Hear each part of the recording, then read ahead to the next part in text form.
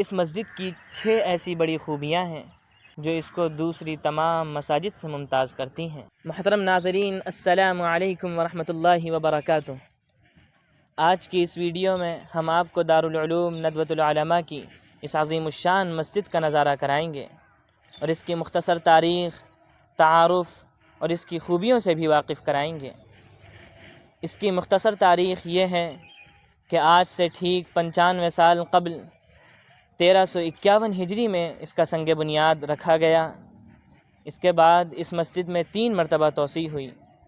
سب سے پہلی مرتبہ 1981 عیسوی میں، دوسری مرتبہ 1997-98 عیسوی میں توسیع ہوئی، جس میں بالائی حصے کا، صحن کا اور تہخانے کا اضافہ ہوا۔ پھر ابھی چند سال قبل اس کے صحن میں شیشے کی بڑی بڑی خوبصورت کھڑکیاں لگا کر پورے حصے کو اصل مسجد میں شامل کر لیا گیا ہے۔ اس مسجد میں بیک وقت تقریباً 4000 نمازی نماز ادا کر سکتے ہیں، اور اس کی خوبیوں کو اور اس کے تعارف کو ہم مسجد کے اندر ہی چل کر سمجھتے ہیں۔ آئیے، یہاں سے اس مسجد کا نظارہ شروع ہوتا ہے۔ اس میں داخل ہونے کے کل 8 دروازے ہیں۔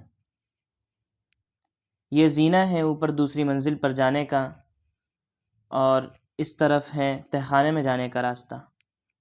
بالکل اسی طرح سامنے بھی ایک اوپر جانے کا اور ایک نیچے تہخانے میں جانے کا راستہ ہے۔ دوسری منزل پر جانے کے کل 4 راستے ہیں۔ ابھی چھٹیوں میں اس مسجد کی سفیدی اور صفائی کا کام ہوا ہے۔ اس کے بعد اس کی لائٹنگ اس کی خوبصورتی میں 4 چاند لگا رہی ہے۔ یہاں سے بھی ایک اوپر جانے کا راستہ ہے اور ایک نیچے تہخانے میں جانے کا۔ آیات قرآنی بھی نئے طرز کی لگا دی گئی ہیں۔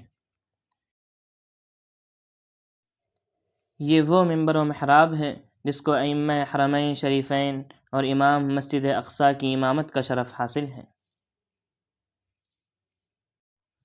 اس کھڑکی کے پیچھے ایک اور مسجد میں داخل ہونے کا راستہ ہے۔ یہ صرف اسی وقت استعمال کیا جاتا ہے جب کسی بڑی شخصیت کو مجمع سے بچا کر ممبر تک لانا ہو۔ یہ ہے وہ دروازہ۔ یہاں سے ڈائریکٹ ممبر تک جایا جا سکتا ہے۔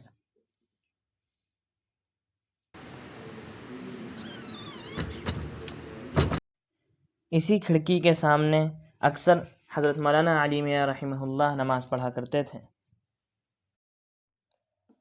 اور اس کرسی پر حضرت مولانا ڈاکٹر سعید الرحمن اعظمی ندوی حفظہ اللہ نماز پڑھا کرتے ہیں۔ یہ گیٹ خاص تھا حضرت مولانا علی میاں رحمہ اللہ کے لیے، یہ ان کے آخری زمانے میں صرف انہی کے لیے کھولا گیا تھا۔ ہم آپ کو بتاتے چلیں کہ حضرت محتمم صاحب نے اس مسجد میں تقریباً 60 سال تک امامت کی ہے اور جمعے کے خطبے دیے ہیں۔ یہ وہی زینہ ہے جو ابھی ہم نے آپ کو دکھایا تھا، اوپر جانے کا راستہ ہے۔ یہ پوری مسجد ایئر کنڈیشن ہے۔ جب اس مسجد میں اے سی چلتی ہے تو باہر سے ہی اس کی ٹھنڈک محسوس ہوتی ہے۔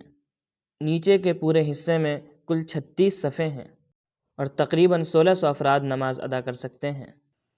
یہ مسجد کا بالائی حصہ ہے، اس میں بھی کل 36 صفیں ہیں۔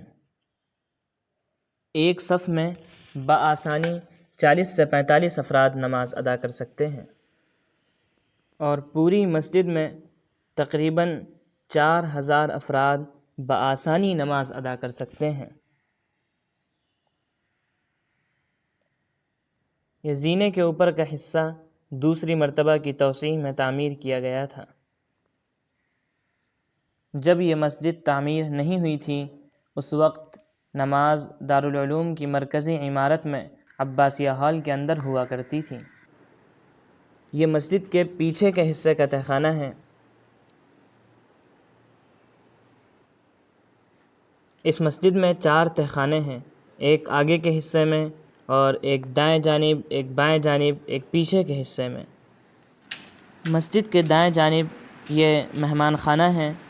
اس کی تعمیر بھی مسجد کی تعمیر کے ساتھ ہی ہوئی تھی، اور علامہ سید سلیمان ندوی رحمہ اللہ کا قیام بھی یہیں پر رہتا تھا۔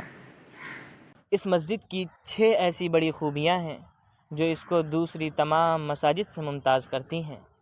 نمبر 1، اس مسجد میں مسلسل 17 سے 18 گھنٹے تک تلاوت کلام اللہ کا سلسلہ جاری رہتا ہے، اور یہ سلسلہ نہ ٹوٹے اس لیے شعبہ حفظ اور قرأت کے درجات بھی اسی مسجد میں لگائے جاتے ہیں۔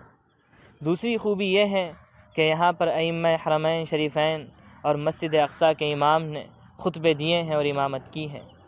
تیسری خوبی یہ ہے کہ یہاں پر عالم اسلام خصوصاً ہندوستان کی عظیم شخصیات اور سیاسی لیڈران نے نماز ادا کی ہے۔